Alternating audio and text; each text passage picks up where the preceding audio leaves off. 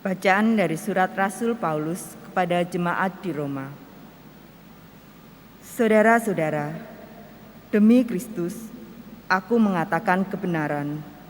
Aku tidak berdusta. Suara hatiku turut bersaksi dalam Roh Kudus bahwa aku sangat berduka cita dan selalu bersedih hati. Bahkan aku rela terkutuk dan terpisah dari Kristus demi saudara-saudaraku, kaum sebangsaku menurut daging. Sebab mereka itu adalah orang Israel. Mereka telah diangkat menjadi anak Allah, telah menerima kemuliaan dan perjanjian-perjanjian, hukum Taurat, ibadat, dan janji-janji. Mereka itu keturunan bapa-bapa leluhur yang menurunkan Mesias sebagai manusia yang mengatasi segala sesuatu. Dialah Allah yang harus dipuji selama-lamanya. Amin. Demikianlah sabda Tuhan. Syukur kepada Allah. Megahkanlah Tuhan, hai Yerusalem. Megahkanlah Tuhan, hai Yerusalem. Pujilah Allahmu, hai Sion, sebab Ia meneguhkan palang pintu gerbangmu dan memberkati anak-anak yang ada padamu. Megahkanlah Tuhan, hai Yerusalem. Ia memberikan kesejahteraan pada daerahmu dan mengenyangkan engkau dengan gandum yang terbaik. Ia menyampaikan perintahnya ke bumi, dengan segera firman-Nya berlari. Megahkanlah Tuhan, hai Yerusalem. Ia memberitakan firman-Nya kepada Yakub, ketetapan dan hukum-hukum-Nya kepada Israel. Ia tidak berbuat demikian kepada segala bangsa, dan hukum-hukum-Nya tidak mereka kenal. Megahkanlah Tuhan, hai Yerusalem.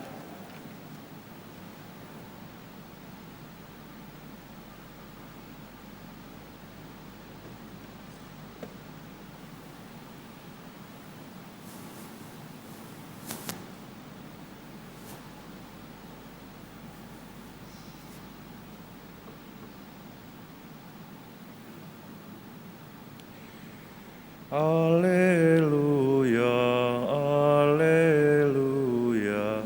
haleluya. Haleluya, haleluya, haleluya. Domba-dombaku mendengarkan suaraku, sabda Tuhan. Aku mengenal mereka, dan mereka mengikuti aku. Haleluya, haleluya, haleluya. Tuhan bersamamu Dan bersama rohmu. Inilah Injil suci menurut Lukas. Dimuliakanlah Tuhan. Pada suatu hari Sabat, Yesus datang ke rumah salah seorang pemimpin orang-orang Farisi untuk makan di situ. Semua orang yang hadir mengamat-amati dia dengan seksama. Tiba-tiba datanglah seorang sakit busung air dan berdiri di hadapan Yesus. Lalu Yesus bertanya kepada para ahli Taurat dan orang-orang Farisi, "Bolehkah menyembuhkan orang pada hari Sabat atau tidak?" Tetapi mereka semua diam saja. Lalu Yesus memegang tangan si sakit itu dan menyembuhkannya serta menyuruhnya pergi. Kemudian ia berkata kepada mereka, "Siapakah di antara kalian yang anak atau lembunya terperosok ke dalam sumur, tidak segera menariknya keluar meski pada hari Sabat?" Mereka tidak sanggup membantahnya. Demikianlah sabda Tuhan. Terpujilah Kristus.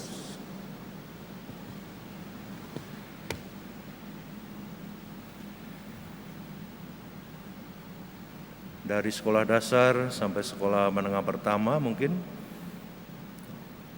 Ya, saya waktu itu merasa sudah paling pinter sekampung ya, karena bisa melukis garis-garis, ya, kurva-kurva dalam bidang koordinat. Ya.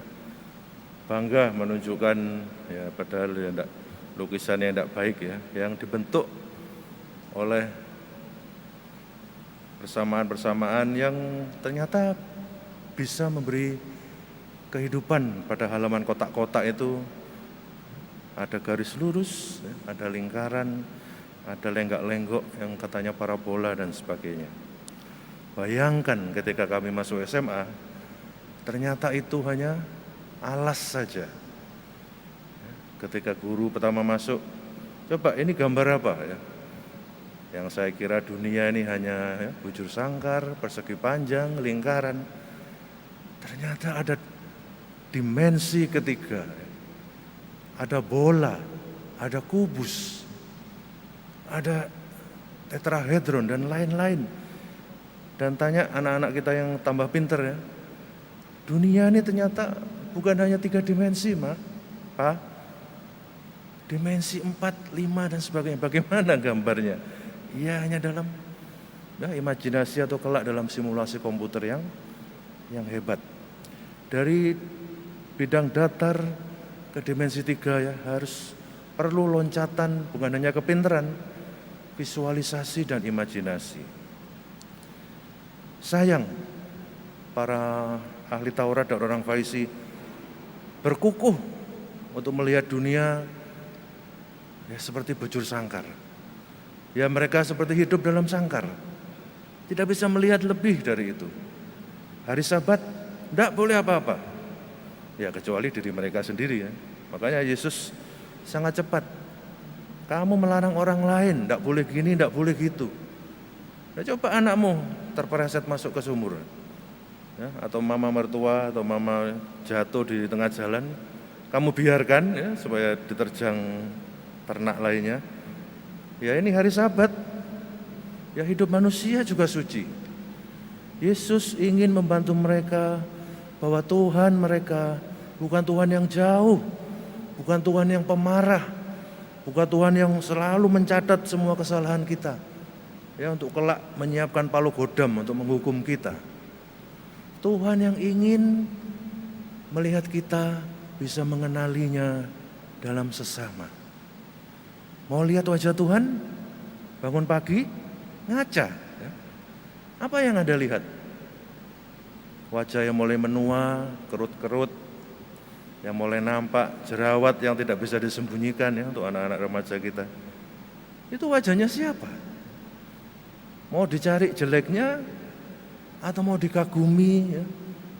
Sudah tua tapi masih sehat. Ya. Mungkin kulit-kulit tidak cemerlang dulu, tapi matanya masih tajam. Yang di dalam tempurung ini ya, tambah smart ya.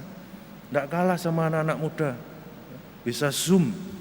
Ya, kalau Romo ya, mau mengadakan program apa ya, masih gesit. Ya.